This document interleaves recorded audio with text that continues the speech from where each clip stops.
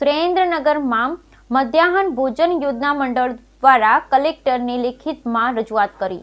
NGO પ્રથા નાબૂદ કરવા અને કેન્દ્રીય કિચન માટેની જમીન ફાળવવાની કાર્યવાહી સ્થગિત કરવાની માંગ સાથે પ્રમુખ લક્ષ્મણભાઈ ઉતેરિયા સહિતના લોકોએ આવેદનપત્ર પાઠવ્યું। રસોડાનું સંચાલન એક જ વ્યક્તિ કે સંસ્થાને આપવાથી 3500 લોકો બેરોજગારના બનવાના એંધાણ સુરેન્દ્રનગર જિલ્લા મધ્યાહન ભોજન યોજનાના કર્મચારી મંડળ દ્વારા કલેક્ટર કચેરી આવેદન પાઠવ્યું હતું, જેમાં કર્મચારીઓને એનજીઓ પ્રથા નાબૂદ કરવા કેન્દ્રીય કિચન માટેની જમીન ફાળવવાની કાર્યવાહી સ્થગિત કરવા માંગ કરાઈ। સુરેન્દ્રનગર જિલ્લા મધ્યાહન ભોજન કર્મચારી મંડળના પ્રમુખ લક્ષ્મણભાઈ ઉતેરિયા સહિતના કર્મચારીઓ કલેક્ટર કચેરી સૂત્રોચ્ચાર સાથે આવેદન પત્ર પાઠવ્યું હતું, જેમાં જણાવ્યા મુજબ સરકારની 1980માં અમલમાં મૂકેલી મધ્યાહન ભોજન યોજનામાં માનદ વેતનથી દિવસ દરમિયાન 5 થી 6 કલાક ફરજ બજાવી રહ્યા છે, જેમાં પ્રાથમિક શાળામાં ભણતા 1 થી 8 ધોરણના બાળકોને ગરમ અને રાંધેલો ખોરાક બનાવી બાળકોને રસોઈ તથા નાસ્તો પીરસવામાં આવે છે।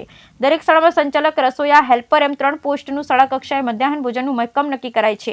આ મહેકમ મુજબ મોટાભાગના કર્મચારી વિધવા, ત્યક્તા મહિલાઓ બેરોજગાર ફરજ બજાવે છે। આ યોજના મોટાભાગના સંચાલક, રસોઈયા, મદદનીશ છેલ્લા 20-25 વર્ષથી ફરજ બજાવે, જેને આ યોજનાનો પોતાનો સોનેરી સમય હોમી દીધો છે। આ યોજના થકી સંચાલક, રસોઈયા અને મદદનીશ ફક્ત જિલ્લાના 3000 થી 3500 કર્મચારી ફરજ બજાવે છે।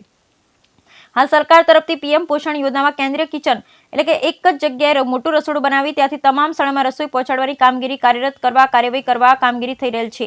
જે અંગે જિલ્લામાં ચોટીલા તાલુકામાં કેન્દ્રીય રસોડા માટે જમીનની ફાળવણી માંગણી કરવામાં આવેલ છે। જે અંગેની જાણ થતાં અમો આપ સાહેબને આ જમીન ફાળવતા પહેલા અરજી કરીએ છીએ કે આ જમીનની ફાળવણી ન કરવી, આ ફાળવણી કરવાથી ત્યાં મોટું રસોડું બનાવી તે રસોડાનું સંચાલન એક જ વ્યક્તિ એક જ સંસ્થાને આપી તેને ખુશ કરવા આ યોજનામાં જિલ્લામાં 3000 થી 3500 લોકો બેરોજગાર બની જશે। આ અંગે કરવામાં આવેલ તમામ કાર્યવાહી સ્થગિત કરવા માંગ છે। આ અંગે શિક્ષણ વિભાગ મારફત દરેક જિલ્લામાં આ અંગેની જમીન ફાળવણી અંગે કાર્યવાહી કરવામાં આવેલ છે। જ્યારે આ યોજનામાં નાના કર્મચારીઓ ખાતર અત્રેના જિલ્લામાં એનજીઓ પ્રથાની એન્ટ્રી ન થાય તેવી માંગ કરી છે। જો તેમ કરવામાં આવે છે તો અમે ના છૂટકે ગાંધી ચિંધ્યા માર્ગે આગામી દિવસોમાં જલદ આંદોલન અને ઉપવાસ આંદોલન અને જરૂર પડે તો કોર્ટ સુધી જવાની ફરજ પડશેની ચીમકી ઉચ્ચારી હતી। બ્યુરો રિપોર્ટ મહેશભાઈ ઉતેરિયા, સુરેન્દ્રનગર। રંબાબેન ચતુરભાઈ છે, હું કેન્દ્ર નંબર 21માં ફરજ બજાવું છું અને આ એનજીઓ ની જે રજૂઆત છે અને એમને લાવવાના છે એ બિલકુલ ખોટું છે। અમે કેટલા વર્ષથી નોકરી કરીએ છીએ સાહેબ, આની અંદર જ અમારું આખું ગુજરાન ચાલે છે અને અમે એમ કહીએ છીએ કે આ એનજીઓ નાબૂદ કરે અને જે ચાલે છે એ રીતે સરકાર અમને અમારો હક આપે। અને અત્યારે 500 રૂપિયામાં નોકરી કરતા હતા ત્યારથી અમે ચાલુ જ હતા અને અત્યારે માંડ પગાર વધારાની ને જોગવાઈ કરી છે, ત્યારે સાહેબ એનજીઓ લાવવાની આ બધી રજૂઆત કરે છે એ બિલકુલ ખોટી છે અને અમે આનો વિરોધ ઉઠાવીએ છીએ। અને જો અમારો વિરોધ ન માને તો અમે આગળ દિલ્હી લેવલ સુધી જવાનું થશે તો બી અમે જઈશું અને ધરણા ઉપર ઉતરશું અને આની આ ઉપવાસ ઉપર ઉતરવું થાય કે ગમે તે કઈ થશે પણ અમે એનજીઓ ને નહીં લાવવા દઈએ એટલે નહીં જ લાવવા દઈએ। અને કેટલા કર્મચારીઓને સીધી અસર થશે? 37,000 કર્મચારીની અસર થાય છે અને એમાં મોટા ભાગની બધી વિધવા બહેનો છે અને ભારત સરકાર એમ કે છે કે બહેનોને આગળ લાવવાની, તો આમાં તો બહેનો આગળ ક્યાંથી આવે એમ? ભારત સરકાર એમ કે બધી જ્યાં જઈએ ત્યાં બહેનો આગળ, આમાં બહેનો તો અમે તો આગળ ક્યાંથી આવીએ જ કેમ? તમે તમને હાવ બેહાડી જ દેવાની વાત કરો છો।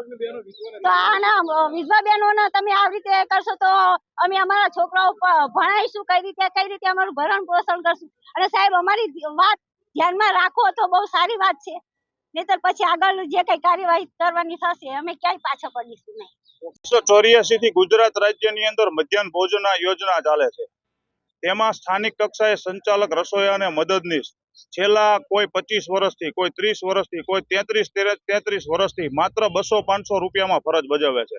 હાલ માંડ સારા દિવસો આવ્યા છે ત્યાં સરકારે ગુજરાત રાજ્યના 11 જિલ્લાઓમાં ખાનગી કેન્દ્રીય રસોડા બનાવવા માટે જગ્યાની ફાળવણી માટે લેટર કર્યા છે।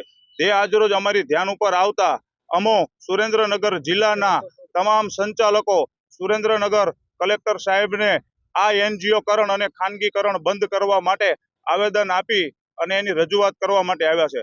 હાલ સુરેન્દ્રનગર જિલ્લાના 3700 સંચાલક, રસોઈયા અને મદદનીશની રોજીરોટીનો સવાલ છે। સંચાલક, રસોઈયા, મદદનીશ સ્થાનિક કચેરીઓને પણ ઘણા બધા ઉપયોગી છે, જેમ કે શિક્ષણ બાબતે કોઈ કામગીરી હોય, કેવાયસીની કામગીરી હોય, આધાર કાર્ડની કામગીરી હોય, ચૂંટણીલક્ષી કોઈ કામગીરી હોય, તો તેમાં તમામ પ્રકારની સરકારી કામગીરીમાં સ્થાનિક કક્ષાએ સંચાલક ઉપયોગી છે। તો હાલ આ સરકાર દ્વારા જે ખાનગીકરણનું હથિયાર ઉગામવામાં આવ્યું છે તેનો અમે સખત વિરોધ કરીએ છીએ અને આગામી સમયમાં જો આ અમારી રજૂઆત ધ્યાને નહીં લેવામાં આવે તો ઉગ્રમાં ઉગ્ર રજૂઆત કરશું અને અન્ય બીજી સંસ્થાઓને અમારી સાથે જોડી અને કલેક્ટર કક્ષાએ પ્રતિક ધરણા અને ઉપવાસનો કાર્યક્રમ આપશું.